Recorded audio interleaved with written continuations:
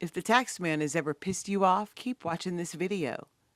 Now, let's talk about tamales. There are literally hundreds of styles of tamales throughout the Americas, from the Argentinian humitas to the Mississippi hot tamales. They can be as tiny as your pinky or as big as your Uncle Fred. And that's what brings us to the tamale of the Huastecans, the Zacahuil, the largest tamale on earth. And you won't believe what used to go inside. Zacahuil is people! The word Zacahuil is Nahuatl for turtle dove wrap. But it wasn't turtle doves they were coddling in masa and banana leaves. It was people. At least once it was the local taxman. Montezuma dispatched taxmen called Kamichlan, who sometimes abused their position at the expense of the Huastecan women. Apparently that was a good way to wind up in a giant tamale.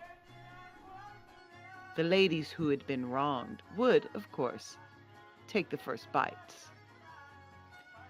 No one was surprised when the Spanish outlawed this practice, asking people to please use literally any other kind of meat. Of course, the whole rapist stuffed tamale thing wouldn't have been an everyday occurrence. On most days, the tamale was stuffed with deer, pheasant, armadillo, turkey, quail, and snake. Nowadays, the tamales mostly come with pork or turkey. The zacahuil can be custom fitted to feed a specific number of guests. It's common to make ridiculously long zacahuils for festivals and gatherings, as well as small ones for, say, 10 people. The recipe is simple but labor-intensive. Layers of banana leaves are laid onto a special little canoes or sometimes wheelbarrows. The masa is mixed with a dried pepper paste, water, and fat. There are regional differences, but in general, whole turkeys and large pork butts are coated in the pepper paste and inserted whole into the poured masa. It can then be sealed up and roasted overnight. Any What to Eat in San Luis Potosi guide will tell you about the zacahuil, but it can be hard to find in real life. ¿Tienes zacahuil? Google searches may say, this place has zacahuil, but then you go there and there's no zacahuil. Sometimes places are closed or they never existed in the first place. But in Ciudad Valles, there is a place called Mejor Zacahuil, and they serve it every morning, lots of it, to lines of breakfast commuters. When they bring out the tamal and open it up, they first dig around for the meat so they can shred it and add a bit to each plate, on top of a generous helping of masa, of course. The masa is quebrada, or broken, kind of like grits or polenta, but spicier and fattier.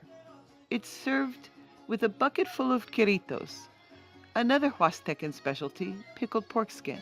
They're surprisingly not fatty and not greasy like most of the pork skins that you're used to. It kind of looks like an onion, but it's not.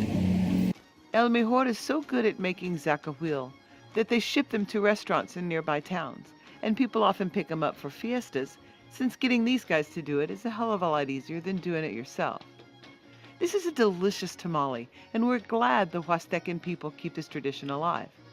They're a beautiful and friendly people with the coolest dance and song and great embroidery and art.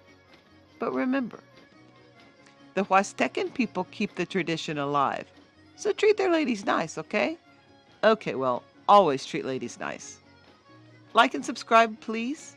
I'm trying to teach myself to make fun, informative videos. Comment in the chat below and make me better.